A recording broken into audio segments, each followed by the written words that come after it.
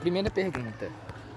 Para você, o que é a intolerância religiosa e quais são as principais causas e consequências? Bom, eu posso dizer que intolerância, de maneira geral, é tudo aquilo que a gente não admite que é diferente do nosso, né? A gente não consegue conviver com o diferente. Isso para mim é intolerância.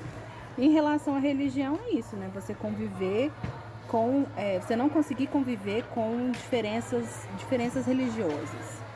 E a causa, assim, a gente hoje, de acordo com o IBGE, a maior parte da intolerância, das religiões que sofrem intolerância, a maior parte, assim, avassaladora, são as religiões de matriz africana. Sim.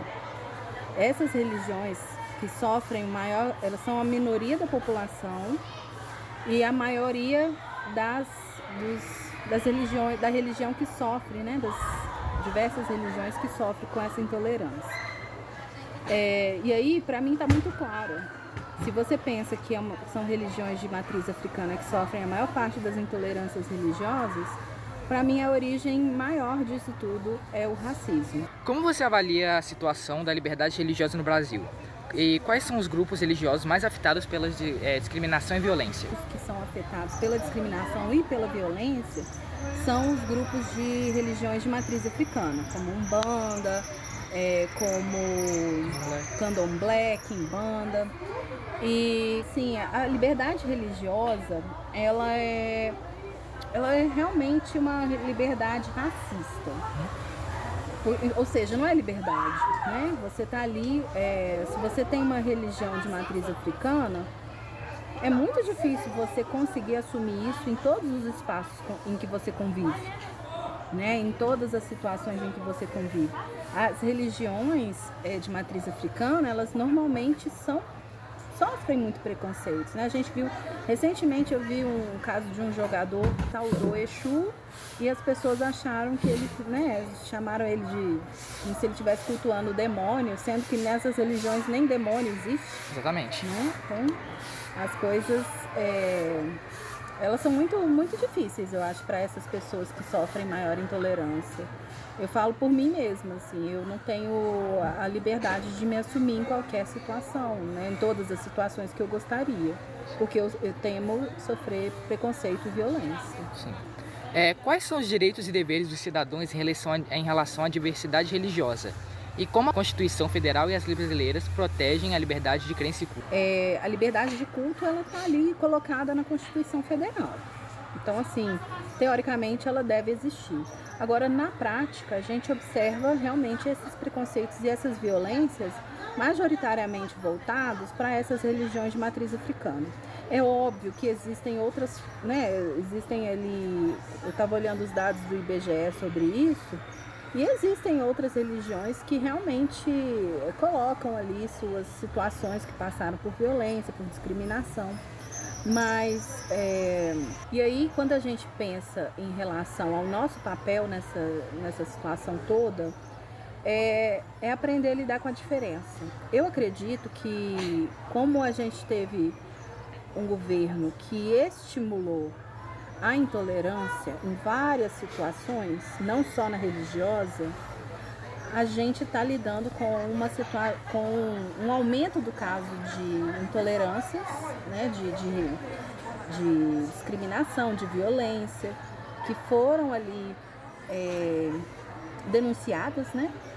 Mas eu acredito que isso seja resultado de uma política de governo inexistente.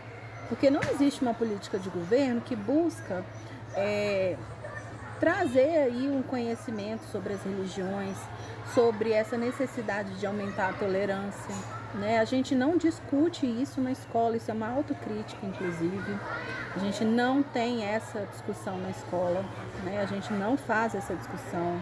A gente teme essa discussão na escola. Muitas vezes, quando você inicia esse tipo de discussão, a família também não quer que isso seja discutido, né? Sendo que nosso papel enquanto sociedade é apresentar, enquanto educadores, né, na verdade, é apresentar a diversidade. Se ela existe, né? E muitas vezes nós temos preconceitos porque a gente não conhece a realidade daquela religião. Como eu disse para você, Eles colocam o Exu como um diabo, sendo que nem diabo essas religiões de matriz africana cultuam. Não existe um diabo. O bem e o mal está dentro de cada um de nós e dentro das nossas deidades, das divindades. Por exemplo, quando eu falo de um deus africano, né, Ogum, ele tem o seu lado bom e ele tem o seu lado mal, porque nós somos assim. Eu e você, todos nós fazemos escolhas boas e fazemos escolhas ruins. E isso está dentro, a matriz africana, né, as religiões africanas, elas têm isso. E como você acha que a gente pode combater a intolerância religiosa na sociedade e até mesmo nas instituições? Quais são as iniciativas e os exemplos de diálogo a respeito entre as diferentes religiões?